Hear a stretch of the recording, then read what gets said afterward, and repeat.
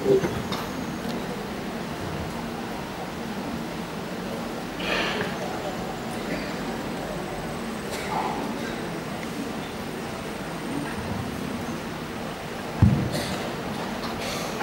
warahmatullahi wabarakatuh. Selamat siang Bapak Ibu semua. Ini sudah menunggunya berapa tahun untuk SK-nya keluar? 8 tahun. 8 tahun. Tadi yang paling lama ada 12 tahun. Nah, kalau yang sekarang berapa tahun paling lama? Ada yang 12 tahun? Ada. Yang 12 tahun, pengen tahu saya berapa orang? 13 tahun? Yang 13 tahun ada? Gak ada ya? 14 tahun? 14 tahun? Wah,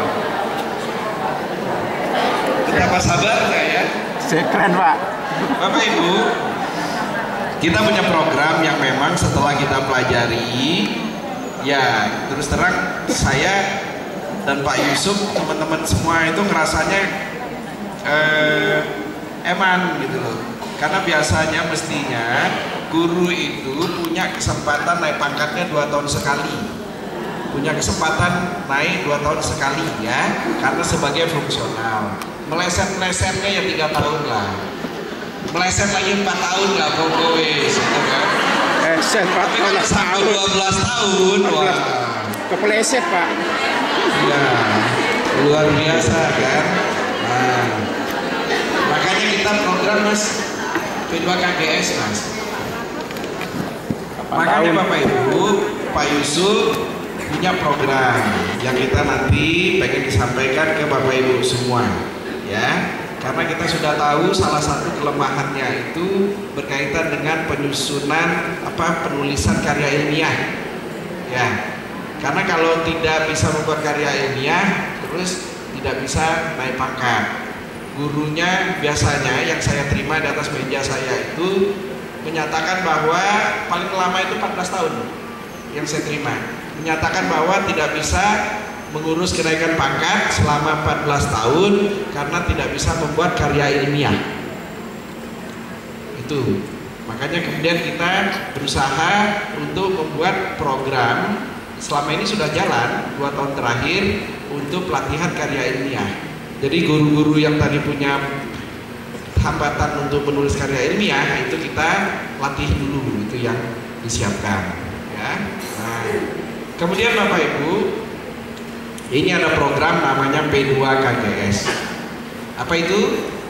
Pemetaan dan penguatan kompetensi guru Surabaya.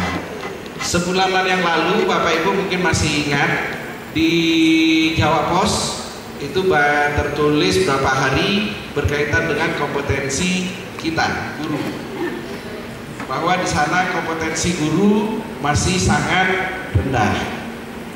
Udah itu PLPG-nya mau dihapus. Nah, hari pertama keluar saya pikir masih nggak apa-apa lah, tapi kemudian kalau saya nggak salah itu sampai 4 hari keluar terus kan berkaitan dengan itu. Nah, kemudian saya ke Jawa Pos diskusi ke sana. Saya minta mereka jangan ini ya, karena guru ininya beda gitu. Nah, akhirnya dibuatkan diskusi waktu hari Rabu, mengundang banyak pihak. Sama di diskusi itu pun tetap bulat, nggak ada solusi. Nah, bahkan yang saya ingat ketika di forum diskusi disampaikan, mestinya kan kayak dokter bedah. Kalau makin senior makin tua itu kan makin canggih karena makin sering ngebedah. Nah, kalau guru-guru kita makin tua makin senior makin lupa kan? Lupa yang mau diajarkan. Makin pikun. Nah, bulatnya di situ. Nah, akhirnya waktu saya gilirannya terakhir, saya menyampaikan program ini. Ya, alhamdulillah di ruang diskusi semuanya setuju.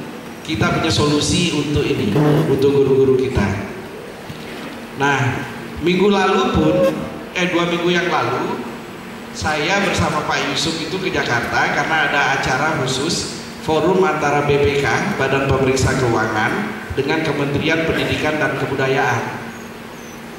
Yang diundang pembicara itu dari kota Surabaya. Itu Pak Sekjen ada, Pak Dirjen ada, komplit mereka. Nah, waktu saya tanya dengan BPK, Pak kok Surabaya yang diundang? Mereka bilang ke ini, tanya ke kementerian, kalau program-program dari kementerian yang bisa, yang bagus untuk menerjemahkan itu di mana? Nah, dari teman-teman kementerian, Pak Dirjen, Pak Sekjen ngasih tahu kalau mau cari program pendidikan yang bagus di Indonesia, ya Surabaya. Makanya saya diundang presentasi di sana dengan Pak Yusuf. Nah, salah satu yang kami sampaikan ini, karena ini yang lagi bingung semua. Di sana ada Pak Dirjen baru, Dirjen Ketenagaan. Nah, Dirjen Guru dan Tenaga Kependidikan. Kita diskusikan ini modelnya, sepertinya sih insya Allah nanti program untuk pengukuran guru, peningkatan kompetensi guru, insya Allah nggak jauh-jauh dari program kita. Karena program-program kita kan selama ini juga banyak yang diambil ke pusat, kayaknya program ini pun nanti juga akan ketarik ke pusat. Nah, Bapak Ibu, ada guru yang SMP? Ini SD semua? Ya. Ada yang SMA? Ada Bu, SMA? Ya. Oke. Karena yang program ini yang jalan sementara, SMA sudah, SMP sudah juga ya Pak ya. Ini karena guru kita kan banyak. Guru kita itu totalnya sekitar 30.000. Guru negerinya 12.000 sekian, guru swastanya 17.000 sekian, guru SD-nya 7.000 sekian, sisanya 4.000 sekian itu guru SMA, SMP, SMK. Nah, untuk notonya kita sudah mulai jalan dengan guru SMA, SMK, SMP. Tapi untuk pelajaran yang mata pelajaran UNAS dulu. Nanti kita terus akan jalan. Nanti harapan kita sampai akhir tahun 2016 30.000 guru negeri dan swasta semuanya nanti akan mendapatkan program pelatihan yang sama. Gitu ya. Oke, programnya seperti apa? Pertama begini, program ini untuk sepenuhnya membantu para guru-guru kita. Itu yang dipegang dulu ya. Program ini untuk membantu guru-guru kita, seperti program-program kita yang lain. Program ini ada beberapa tahapan. Tahap pertama, Bapak Ibu guru diminta untuk menilai dirinya sendiri, melakukan penilaian terhadap dirinya sendiri berkaitan dengan mata pelajaran, materi-materi pelajaran yang diampu selama ini. Nah, jadi contoh guru-gurunya nanti misal kalau guru SMP matematika, nanti akan ditanya matematika itu ada salah satu materinya grafik, ada ya?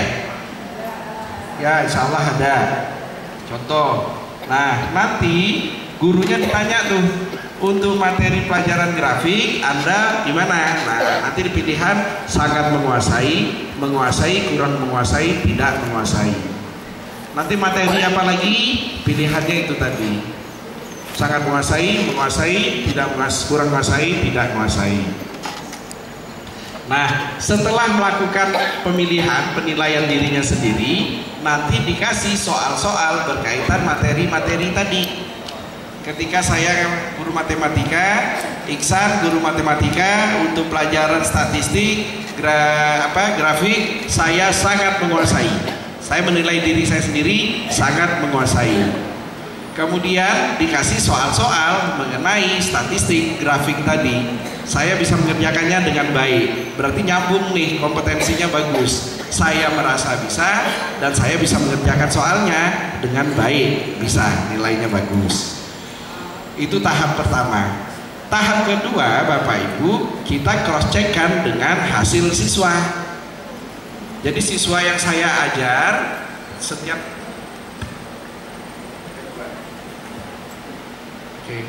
Nah, jadi siswa yang saya ajar tadi setiap habis materi kan ulangan harian. Nah, kita akan cek hasil ulangan hariannya di raport online. Saya tadi ngerasa bisa, kemudian ternyata saya mengerjakannya bisa, nanti dicek materi yang habis saya ajarkan ke anak-anak, hasil ulangannya bagaimana. Mestinya saya merasa bisa dan saya bisa mengerjakan soal-soal, insya Allah anak-anak yang saya ajarkan nilainya juga bagus-bagus, bisa. Berarti kompetensinya sudah bagus, nyambung semua.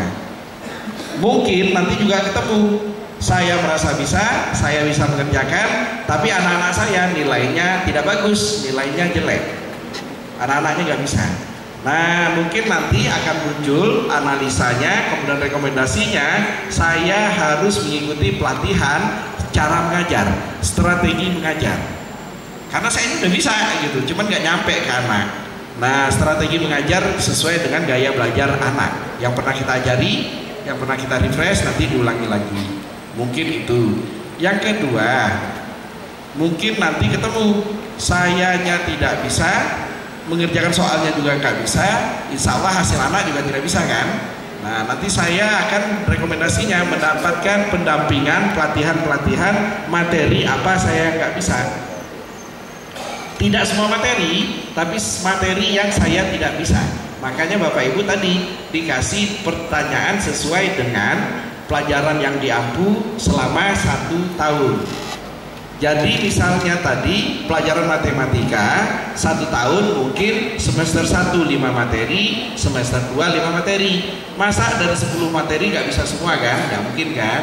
Mungkin yang nggak bisa nanti materi 1, materi 5, materi 6 gitu. 1 materi, 2 materi mungkin yang masih kurang. Nanti pelatihannya akan sesuai dengan materi-materi yang tadi kurang.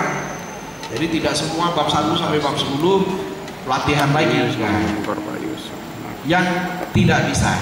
Makanya nanti ketika penilaian diri diharapkan Bapak Ibu para guru untuk yang sebenar-benarnya menilainya, yang jujur. Karena kemarin ada kekhawatiran teman-teman, Pak nanti nilai jelek, nanti sekolah saya malu Pak. Jadi terus nanti kita mengerjakannya bareng-bareng. Loh bukan. Ini kita mau lagi cari penyakitnya apa, obatnya yang sesuai apa. Jangan sampai Bapak Ibu sakit pusing, sakit kepala, obatnya sakit perut, karena nggak ketahuan tadi. Kan kita maunya setiap orang kebutuhannya apa, kemudian nanti kita cara mendampinginya gimana.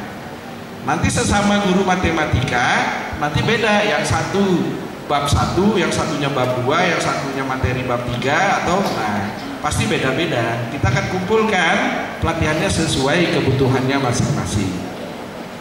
Demikian juga mungkin kalau SD guru kelas, kan pelajarannya kan banyak kan, tapi kan nanti mungkin yang A pelajaran bahasa Indonesia, yang B matematika, yang C apa gitu. Nanti sesuai dengan kebutuhannya masing-masing. Nah, nanti setelah selesai tadi, baru Bapak Ibu rekomendasinya keluar, kita siapkan pelatihannya. Namanya sederhananya manajemen pijat refleksi. Kepalanya cekot-cekot, yang dipijat jempol kaki kiri. Nah, sudah langsung kebutuhannya tadi. Bukan semua kepalanya dipijat di badannya semua, mari dipijat tambah jarum kan, pusingnya nggak hilang. Nah, ini tadi kita hanya yang butuh betul-betul dengan kebutuhannya. Nanti kita akan bikin jadwal pelatihan didampingi oleh dosen-dosen dari UNESA, dari ITS, dosen-dosen yang sesuai dengan ahlinya masing-masing. Yang kedua, bisa juga melalui kalau SMP, SMA, SMK teman-teman MGMP. Nah, kalau yang SD dengan teman-teman KKG. Jadi nanti pertemuan KKG, baik yang kecamatan, baik yang berwilayah. Nih, pertemuan minggu depan khusus guru kelas 6 pelajaran matematika yang materinya apa. Karena sudah tahu materi ini siapa yang butuh pendampingan. Materi apa, siapa butuh pendampingan. Nanti namanya sudah keluar semua. Jadi bukan pertemuan gitu, pelatihan ini yang sudah bisa jenuh, yang belum bisa tetap bingung karena dia diajak ngobrol sama temen yang udah bisa kan, diajak ngomong terus mulai dari datang sampai pulang. Karena yang temennya sebelah sudah bisa, jadi dia jenuh, jadi ya ganggu temennya aja akhirnya. Nah, ini modelnya seperti itu tadi. Sampai sini paham ya?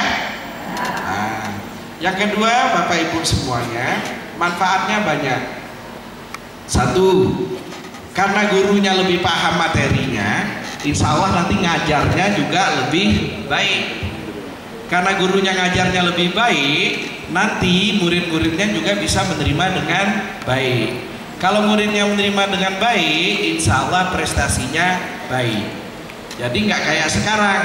Sekarang ini katanya kan anak-anak SD kita kemarin ujian sekolahnya, yang ujian UNASnya itu katanya paling jelek se-Jawa Timur. Ya, jeblok nomor 33 dari 38 kabupaten kota. Nah, kita lihat ternyata bukan 33. Kemarin baru dari provinsi datang nilai semua, kita cek semuanya. Ya alhamdulillah bukan 33 Bapak Ibu, nomor 20. Ya tapi masih banyak itu. 1 sampai 38 kita nomor 40 ya masih banyak. Ya. Karena yang beredar katanya sebelum-sebelumnya itu urutan kelima. Sekarang turun sampai 33. Ya. Berarti kepala dinasnya tidak becus kerja. Makanya nilai anak-anaknya jeblok semua ya. Nanti sekali kayaknya saya harus ngajar kelas 6 deh ya. Lah katanya kepala dinasnya tidak bisa bekerja, nilainya jelek semua. Padahal yang ngajar kelas 6 guru-guru kelas 6 ya. Guru kelas 6. Nah Bapak Ibu tadi, kalau Bapak Ibu lebih menguasai, kita harapkan kemudian anak-anaknya juga lebih menguasai, prestasi anak-anak juga lebih baik, lebih bagus. Yang kedua, Bapak Ibu, ya, karena lebih menguasai, Bapak Ibunya, para gurunya, nanti kan harus ada ikut UKG, ya kan? Nah, UKG kan kemarin juga katanya nilainya juga masih kurang bagus. Nah, diharapkan nanti karena lebih menguasai materinya, nanti ujian UKG-nya juga lebih bagus, lebih baik. Kalau ujian UKG-nya lebih baik, nanti sertifikasinya baik, tuntas, lancar. Kalau sertifikasinya lancar, insya Allah TPP-nya lancar. Itu efeknya kedua, ke gurunya. Kalau pertama tadi ke muridnya kan, gurunya lebih menguasai, ngajarnya lebih baik. Karena ngajarnya lebih baik, anak-anak nerimanya lebih nyaman, lebih enak, lebih baik, prestasi anak-anak bagus. Nah, UNASnya meningkat. Yang kedua tadi, guru-gurunya karena bagus, sudah menguasai, UKG-nya nanti lebih baik, kemudian nanti sertifikasinya dapat, TPP-nya lancar. Yang ketiga, Bapak Ibu, diharapkan nanti ketika Bapak Ibu ikut pelatihan ini untuk kenaikan pangkatnya menjadi lebih lancar. Sudah tidak ada lagi yang menunggu sampai 12 tahun, sampai 14 tahun. Karena pelatihan ini kita rancang 32 jam. Modelnya in on 4 kali. In pelatihan, on balik ke sekolah bekerja, ada masalah kendala, in lagi diskusikan, tambah materi, on lagi balik ke sekolah kerja lagi, kemudian balik lagi diskusikan, in ketiga tambah materi, balik lagi on. Karena 32 jam Bapak Ibu, nanti Bapak Ibu akan mendapatkan 1 poin angka kredit. Ya, kalau pelatihannya 30-an itu dapat 1 poin angka kredit tabungan untuk ngurus kenaikan pangkat pertama. Yang kedua, Bapak Ibu nanti di pelatihan itu juga ditambahkan materi-materi yang lain selama in-nya tadi. Nah, termasuk materi membuat karya ilmiah. Jadi buat karya ilmiahnya nanti didampingi sampai selesai. 1 karya ilmiah selesai, poinnya berapa? Poinnya 3. Jadi Bapak Ibu udah punya tabungan berapa? 4. Proses in on tadi Bapak Ibu juga akan punya kesempatan untuk membuat makalah-makalah. Kalau makalahnya bagus, selesai, cocok, poinnya berapa? 2. Sudah punya tabungan berapa? Nah, nanti makalahnya, karya ilmiahnya nanti akan dipoles sedikit, kemudian dijadikan jurnal. Nanti setor ke Mas Krisma yang di sebelah Pak Yusuf. Mas Krisma itu yang sekarang ngurusi jurnal untuk jurnal online-nya kita. Jurnal online-nya kita itu izinnya dari LIPI. Karena dari LIPI standarnya nasional. Karena standar nasional poinnya 3. Jadi Bapak Ibu dari ikut semua program ini, Bapak Ibu akan punya tabungan berapa? 9. Kira-kira kalau punya tabungan 9, naik pangkat berikutnya menjadi kendala nggak? Nah, jadi kami berharap ikut program ini Bapak Ibu sudah tidak ada lagi yang naik pangkatnya sampai 7 tahun, 8 tahun, 12 tahun. Karena ikut program ini tahun depan ini Bapak Ibu akan dapat program, kemudian kalau diikuti semuanya punya tabungan 9 angka kredit. Mau nggak? Temenan tak? Wes ya, benar ya. Kita serius ya di sini ya. Nah, masalahnya UKG-nya kita kan bulan ini November. Jadi kita belum sempat, belum tuntas. Tapi nanti insya Allah terus berjalan, tahun depan nanti kita tuntaskan semua. Saya berharap nanti minta tolong ke Bapak Ibu semua, teman-teman terutama yang kelas 3 kelas 6 SD, untuk mulai awal dari sekarang sebelum ikut program ini pun sudah membuat program sendiri untuk pendampingan anak-anak kelas 6 yang mau ujian sekolah ya.